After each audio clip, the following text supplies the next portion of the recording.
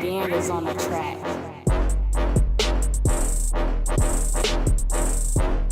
All right. Ladies and gentlemen, welcome. This is something new we trying here. Welcome to Blvdave TV. You guys know us. I am Old Man Logan. To my left is the boy. B. Daniels. And to his right. Feel good. All right.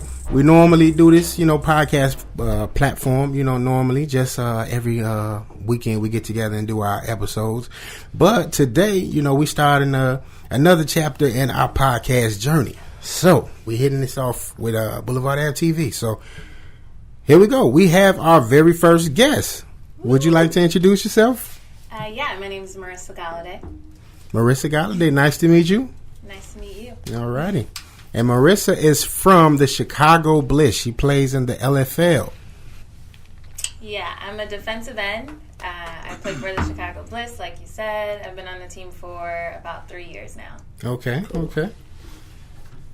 All right, Marissa. So we have some questions. We're going to roll through them. It's going to be like you're going to see it go from this way to that way, whatever. Yeah, I'm interested to hear what you guys have to ask. Okay, yeah. We're getting ready to... We put some stuff together, so... shout out to Big B. He got this interview for us. So, yeah. Salute to you, sir. So, let's get into it. Yes, sir. Shall we? So, Miss Blvdave. Yes. You got it? You go ahead. Okay. So, what exactly is the LFL and how did you become a part of it? Yeah, so LFL stands for Legends Football League. It was originally the Lingerie Football League back in the day. It started in 2009. When it first started, it was kicked off from like a halftime show where they did a women's football game during the halftime, and it was one of the top rated halftime shows. Was that halftime for like NFL games? Yeah. I think a Super Bowl, maybe not. I should know, but yeah, it was like one of the top rated halftimes ever or something like that. So basically the league kicked off from that event, and it's been going for 9 years now. Nice. And I was introduced to the league. Actually, one of my college teammates, I ran track in college. One of my college teammates was trying out like 3 years after we graduated. And she's like, hey, you want to try out for this football team with me? And I'm like, hey, okay. All right, sure, why not? Just being a college athlete and like being so used to just having that piece of your life, having a hobby that like takes up your time and gives you something else to do. After college, you're just out in the real world working, and that's about it. Okay. So it was a good thing to kind of fill the void, get me active again. So I went to try it out with her and made the team. Nice. What college did you attend? University of Illinois. Illini. Okay. Fighting Illini. All right. ILL? No. All right, so you actually answered our second question on how you became a member of the Chicago Bliss, but you did say you were a college athlete. So you ran track, and like how much of a downtime was it like after college before you got into the league, from running track? 3 years. After college too, I did a little bit of training with, I have a friend and she was kind of like in the Olympics for Lithuania. So I was training with her here.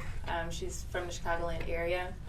But then I actually broke my leg during that season at Sky Zone. So don't go there. I don't care if anyone hears this. Don't go there.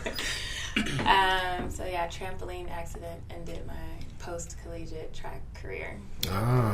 Sorry. So then it was probably like a year or two after that, though, that I got into football. Okay. I think she bounced back good. Yeah. Covered well. Hey, Pete. Does the NFL controversy play a role with you guys in the LFL?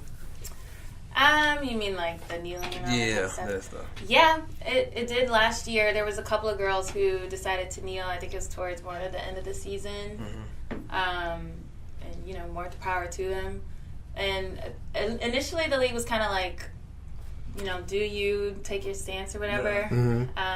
But then first of all, our league thrives off of controversy. That's kind of like how we stay in business. Is like the wow clips, some girl like cursing out a coach or knocking somebody in the head. Like those are the things we thrive on.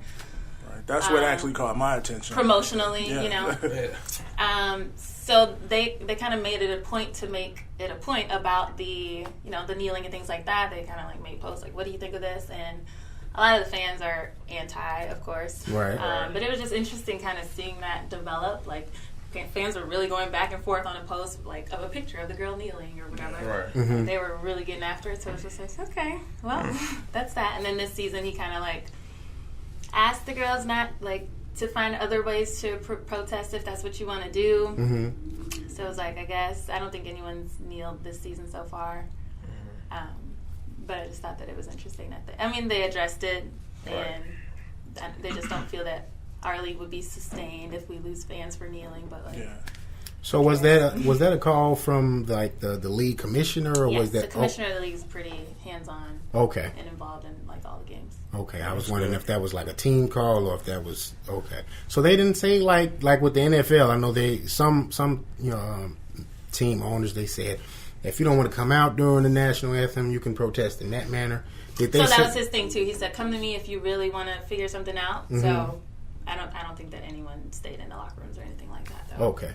But they may have had the option to. Okay. So this was like a topic that we've had on previous podcasts. So where do you fall in line as far as the NFL and players and the, I guess, outspokenness? We've just had Aaron Rodgers come out and say some things. NFL quarterback, Tim's guy. Yes, my guy. So, like, where do you stand as far as, where the NFL is? Away from the LFL. Yeah. I think it's interesting. I feel like I heard something recently about it's kind of like still a thing, you know? I mean, it started, 3 years ago now? Yeah. And I know that teams are still talking about it, and owners are still, trying to shun people away and things like that. Isn't there like the new Madden game? I heard that they bleeped Colin Kaepernick's name or something like that. That was a big which is wild. I mean, I don't know. I do think that there's other ways to protest. Like, we've done this. We've made a stance. If people want to continue to do it, I think that's fine. But I also think that it's good for us to get involved in the communities, like do other things. Like, there's ways to actually be active in the communities versus, I agree, because to me, like, the kneeling and, protesting in the NFL national anthems, to me, that's kind of similar to where we are in Chicago when we have people, like, flooding Lakeshore Drive and marching through the streets. I don't want to say it's not effective, but I just don't agree with it. Right. Like, I mean, I definitely think it means something. It's taking a stance, it's getting the attention, but then you kind of have to follow up with, like... Right. And that's the main thing. Now they're planning to do something at BioHair, I heard this morning. What the hell was that? Yeah, they're supposed to do some type of exit BioHair protest, like how they did Lakeshore Drive. You said buy O'Hare at the airport. I thought you said buy O'Hare, like... No. Nah. So as an athlete, do you think that creates more pressure for you guys, or, because you already have to, do what you have to do to prep for games and, be mentally prepared, physically prepared, obviously. With stuff like that, does people approach you and be like, how are you gonna show protest? Do you support that protest? Do you support Colin Kaepernick? That kind of thing. Right. It's a personal decision. I mean, it depends on the person. For me, I would rather focus on my game and things like that versus the controversies of everything else. So I think it depends on the person. If that is really true to your heart and, like, you really want to take a stance for that, you're free to, Like, no one's, and I definitely stand by that, and I would support those people 100%. Okay. I like that answer. All right, so getting back to you, getting away from that topic, that's a loaded question. We've, like you said, coming out with the hard hitters. Yeah, it's something that's constantly comes up on our podcast, and just we just have to address it and ask these questions when we have opportunities like so. Okay, so I want to ask: is being in the LFL and being a part of Chicago Bliss something you always thought about, or was it just literally something that maybe once the opportunity presented itself, you just kind of took advantage of it? I would probably say the latter. I found out about the league when I was in college. There's a girl who's on the Chicago team, Christelle Harris. She's a running back, amazing running back. She kind of like one of the founding members of the Chicago Bliss, and she went to U of I. We just kind of knew similar people. I heard that she played football, thought it was cool, and that was just kind of it. But then a couple years later, after graduating college, and I kind of like saw a little more of it. And then once my friend asked me, I looked into it more, and was like, oh, okay, this is cool. And it was more just the opportunity versus like seeing the league and following it or anything like that. Okay. Cool. So, so does the LFL face any challenges similar to like maybe the WNBA? Because I know their league is. I want to word this correctly because I don't want to offend anyone. It's heavily populated with same-sex relationships and lesbian women. So is that prevalent in LFL or? So, I mean, a couple things. I mean, I wouldn't say prominent, but it exists. I mean, if you have any population it's of everywhere. A large amount of women, some of them are going to like women. Right. And that's just what it is. But as far as an organization, the LFL promotes itself as like the sexy league. And we're the league that, uses kind of the beauty of women and like puts it at the forefront versus other teams are more about the athletics and things like that. I mean, and we are too, and the league has definitely transitioned from being super heavily like sexy women on the field versus like these are strong women, these are athletes, and they just so happen to kill it on the field too. Right. Yeah, because you guys you can play. Like exactly. I went to a few games and I was expecting that at first.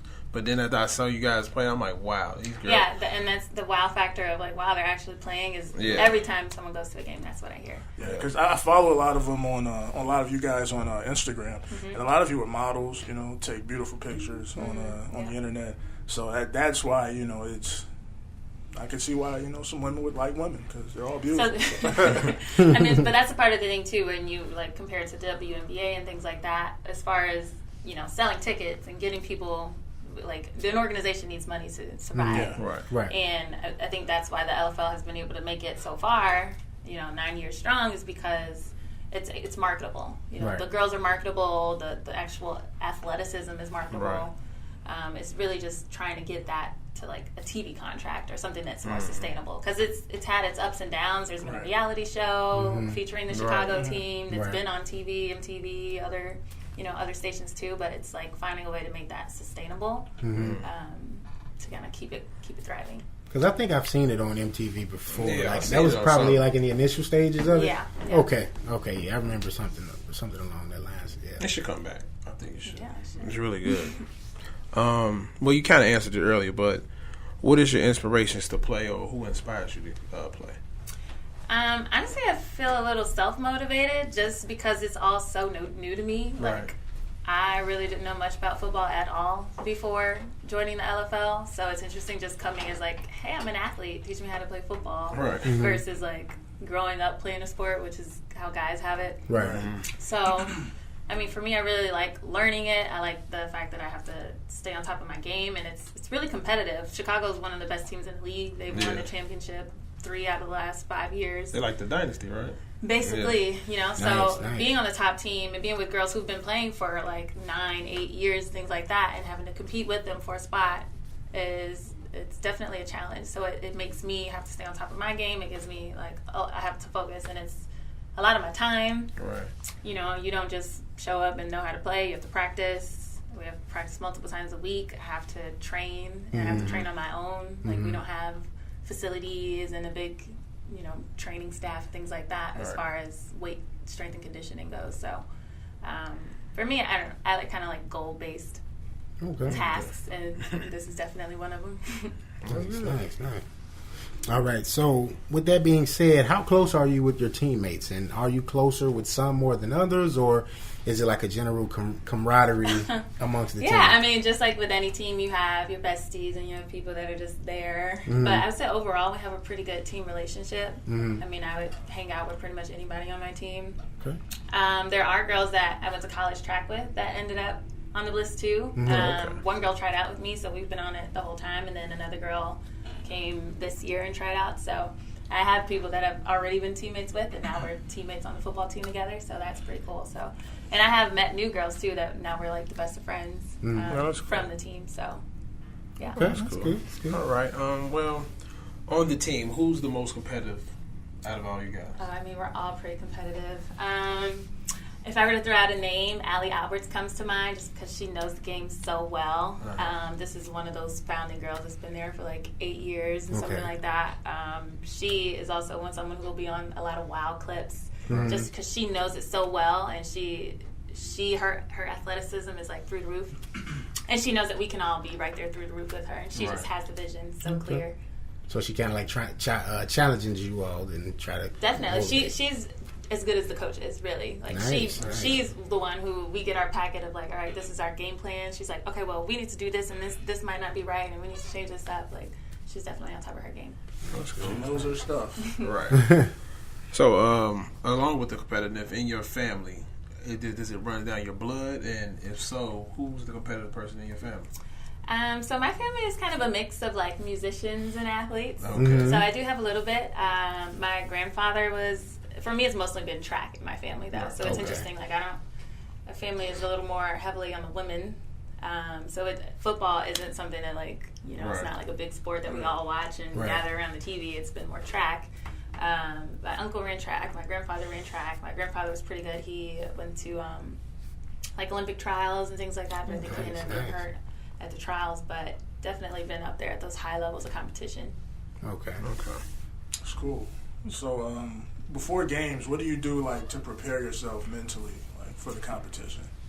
So it's interesting. An LFL game day is really long. A lot of times we have to get there at like 8 a.m. for a game that's at 7 p.m. It doesn't end until 10 p.m. Wow. So, you can calculate those hours. But day of, I mean, we get there early. We have to do our hair. We have to do our makeup. We have to take pictures.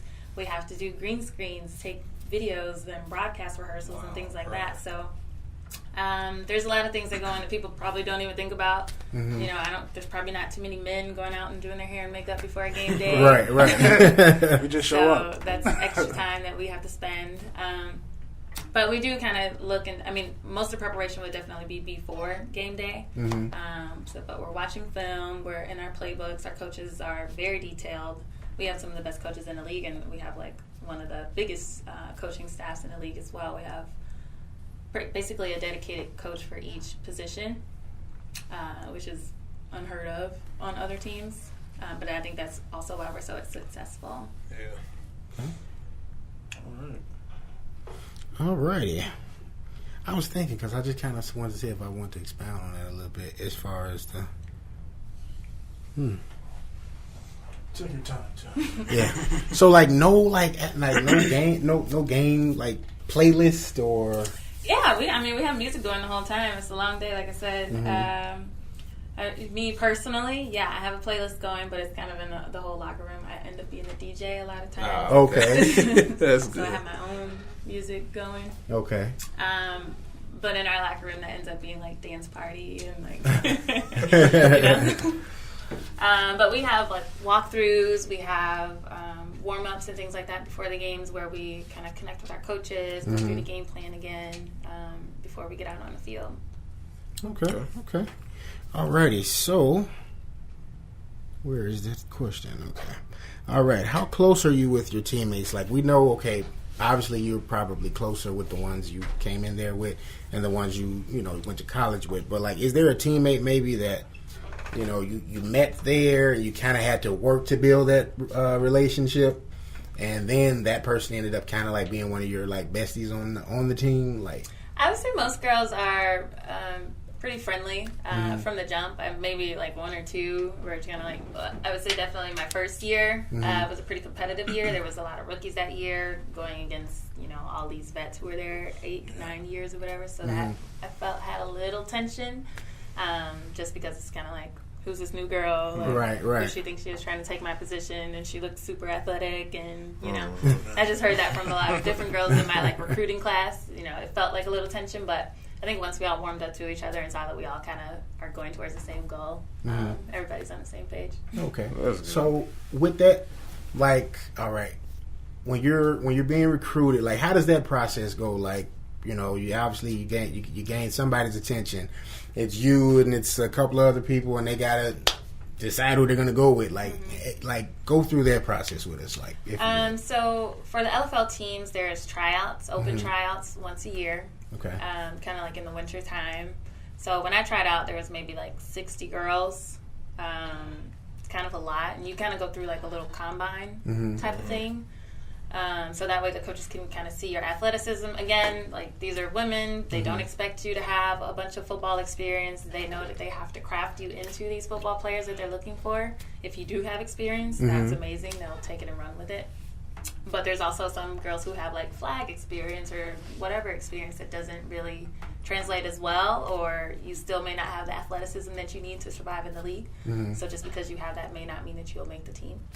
But there's tryouts, and that's pretty much cutting out people who they think aren't athletic enough to make it. Okay. And then after that, there's training camp. So in training camp, that's when they're kind of seeing if like where you would fit on the team, if you fit on the team at all. So you can still get cut after training camp. Okay. So then they make the roster, or the rosters are 20 girls. But then they keep maybe like 5 for practice team. My first year, I didn't make the initial roster. I was on the practice team. And then my next year, I kind of worked my way onto the roster. Okay. That's good. Yeah. Nice. So, what's the biggest opportunity that you have had since you joined the LFL and the Chicago Bliss, for that matter? Yeah, I would probably say last winter around November, I was named as an All-Star last year. And there was going to be an All-Star tour in Poland.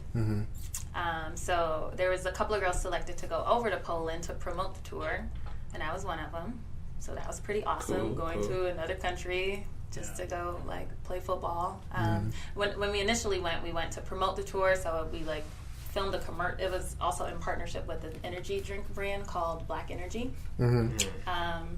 So I basically went with a couple other girls. We went there. We had photo shoots. We had commercials. We like did a press conference, and this is all in Poland, and they're speaking Polish. And yeah, I think we actually came across your Poland interview. Like it was a little quick, like 2 minutes, and we were trying to do our research. Yeah, I mean that was definitely an interesting experience. I can't say that I ever would have went to Poland outside of that, but the people were pretty friendly there, and it was cool. Yeah. Nice.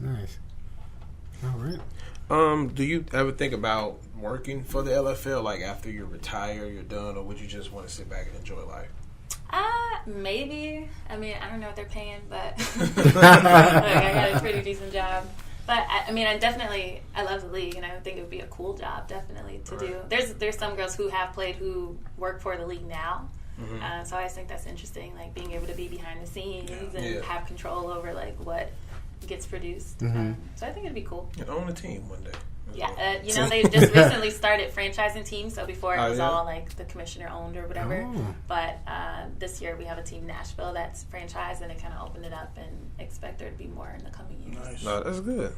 Expansion is always good. And that's a positive. Of course. Yeah.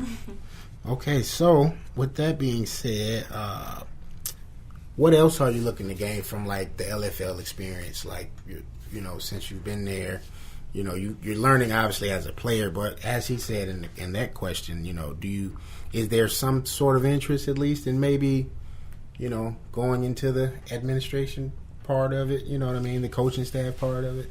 I mean, it's interesting because we do not get paid to play. If that's that's usually a number one question. But so it's kind of like, well, why do you play? And for me, it's been like learning the game, going out there and actually loving the game that I'm playing, getting better at that, trying to win championships. There have been girls who've transitioned over to coaching now. The head coach of that new franchise Nashville team was a former player, so that's huge to have a woman head coach of a football team. She's the only woman head coach? Yeah, she's the only women's head coach in the league. She just got named this year. So that's good. That's pretty progressive, and I think that's awesome. And to even have the knowledge to be able to do that, that's kind of like where we want the league to go. And I think that there's definitely other girls who could follow that suit. For me personally, I don't know. Coaching just never really super called my name. I coached track after college for a while, and I loved it. The girls are great, and learning, like teaching them the sport and seeing them, just kind of follow your footsteps. Right, and developing. Yeah. But I don't know. To me, coaching I think is a little underpaid for all that you have, all the work you have to put in, you know? Right. Yeah. And you have to really be dedicated to it and really like travel and give up a lot of your time. Like coaching basically becomes your whole life. It's like being an athlete again. Yeah. All right. So, what's one thing that you love about the fans, the Chicago fans out there? Oh, fans are probably the best part of LFL versus like NFL, because our fans are definitely dedicated. There's some guys who know like every girl's name on the team. They know the practice players. Wow. They follow us on every social media channel. But it's cool though. It's cool to have people like they're actually like into it, watching every game. The games air on YouTube like a week after we play. And there's people who are on there watching it, and like they have comments and things to say. There's like accounts dedicated to the league that'll like analyze the games and stuff like that. So it's pretty cool. When we after each game, we have like fan autograph signings and things like that. And the lines like they out the door. Like we literally sit there for maybe like an hour, like talking to fans, signing autographs, like kissing babies, the whole night. It's really a good experience. When I went, cool. it was like being at a high school pep rally or a college game. You know, better than being in an NFL or NBA game. Everybody was into it. Just the crowd. The closeness with the fans. Yeah, and, we actually that's what I liked with about it. Yeah. Well, that's interesting. So that kind of makes it all worth it then, because honestly, I was just kind of under the assumption that's why I didn't make it a question. I just kind of felt like you guys maybe got paid something for being, playing for the teams. I mean, I'll be honest. When I tried out, I thought so too. There was girls coming from, Ohio and from this and from that, from Vegas, and I was just like, oh, okay, so we must be getting paid. Yeah, I'll play hard. It was definitely a question. I was right. So why are these girls coming from here and there? Yeah, because y'all play hard. Now, once you're in it, you get it. Yeah. It is a glorified hobby, but that's what it is. But it's a hobby just like any other. Right.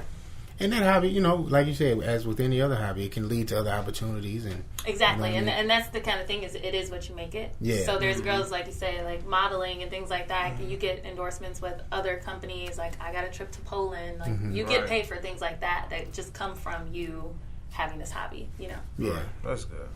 Yeah, shout out to JaVale and Quincy on the Chicago Bliss. Little shameless plug. So, what's the proper way for someone who's interested in an LFL player to tell them? First off, come to the games. I think game is August 25th, by the way, Saturday. Yes, so come out. We made playoffs this year, and we will be playing that Nashville team with the women's head coach. They are 4-0, and we are 4-0. The only teams in the league with perfect records. But somebody's record will be tarnished. Yeah, somebody's going home with the Bliss. L. Go Bliss. It's a good game to be at. And there'll be 2 games that day, too, because the Western Conference Finals are before at 5 p.m. Okay. So that game is at a Toyota Park, right? Yes, Toyota Park. I know you played at outside, Hoffman Estates before. Where the Chicago Fire plays is where playoffs is. Nice. So we will be attending that, or at least I will, because that's my birthday. So. Oh, don't make us look like trash. You're going to say, that's my birthday, so that's what I'm going to do. Your birthday celebration. Don't put us out there like that, baby. Make sure. So, okay, that's a start. He has to show interest in your glorified hobby.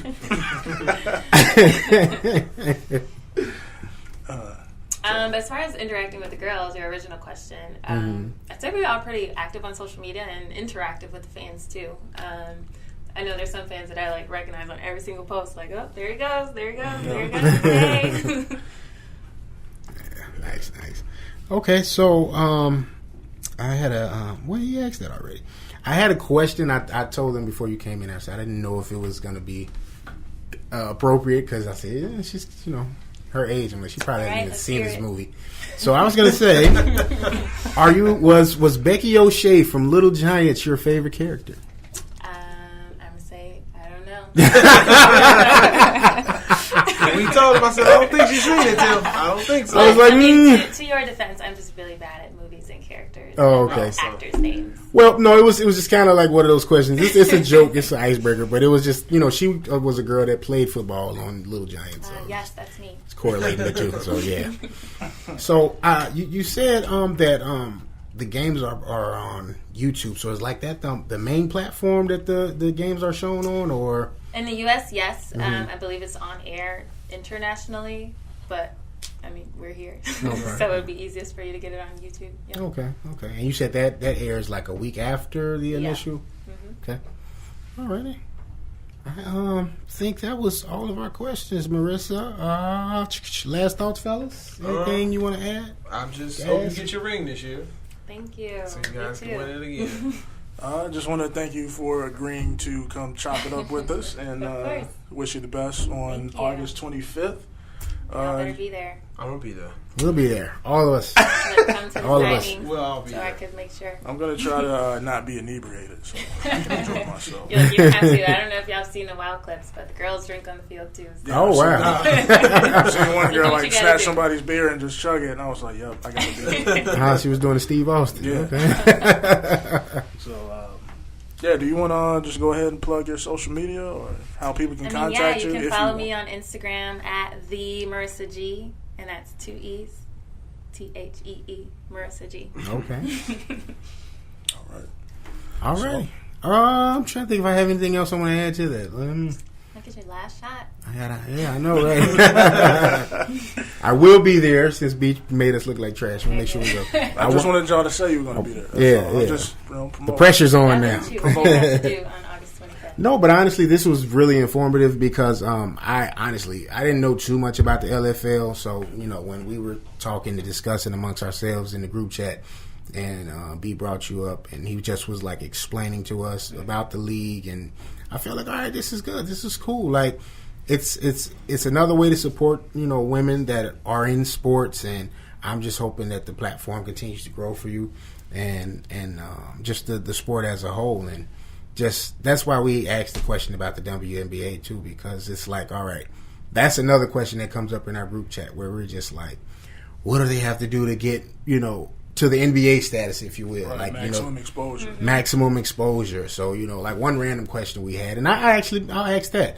We were talking about the All-Star game. So I know the women just had their All-Star game, Yep. and one of my suggestions, I said, well, what about if they do the women All-Star game during the actual NBA All-Star game? And be informed me, because I don't watch a lot of WNBA, but I at least know about it. And he was like, well, most of them play overseas, so, you can't do that. Yeah. But I was just like, yo, the ones that aren't here, how about we just, get the relationship going between those two brands, WNBA and the NBA.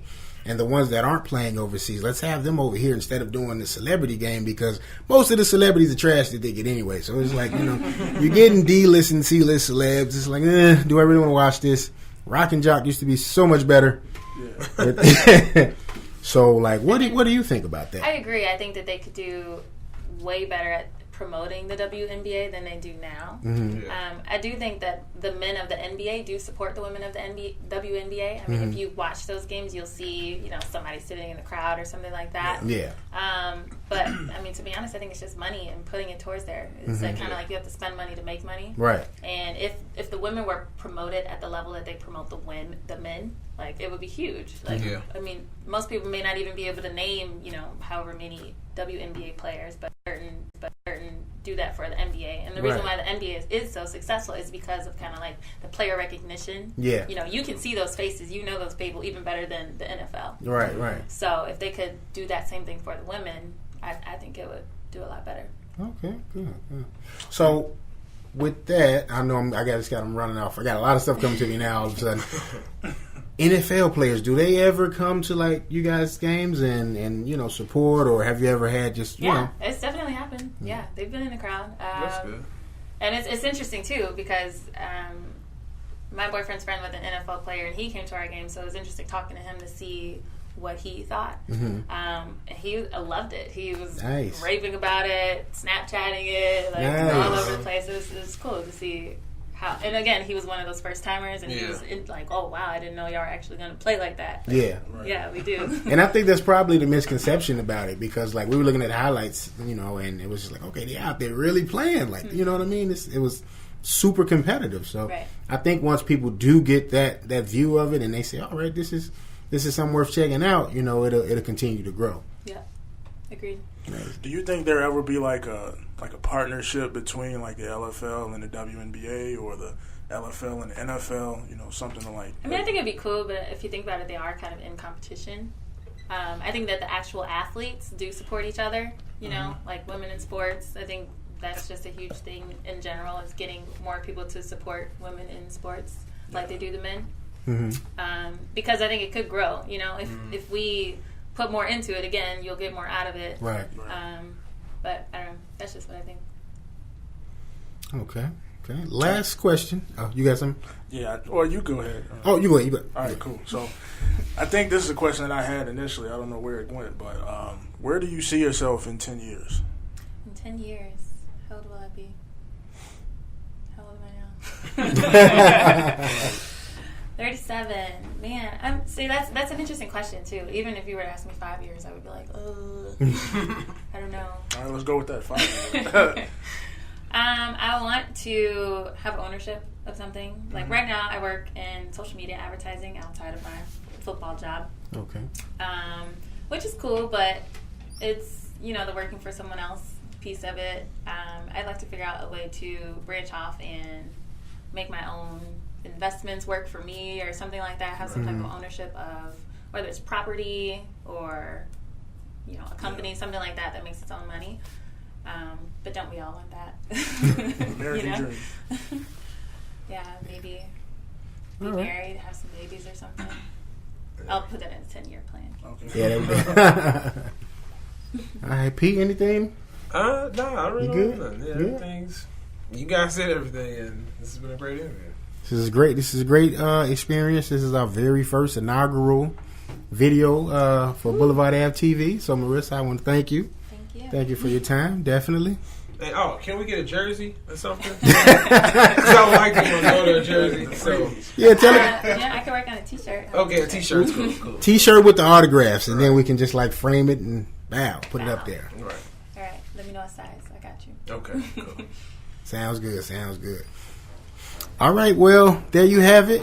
This is Blvdave TV, episode number 1, guys. How y'all feel now that it's in the can? Good. Amazing. Awesome. New start. I think you guys are great. In the words of a very, very prominent wrestler, Glorious. That's P favorite wrestler. All right, we out of here. Peace.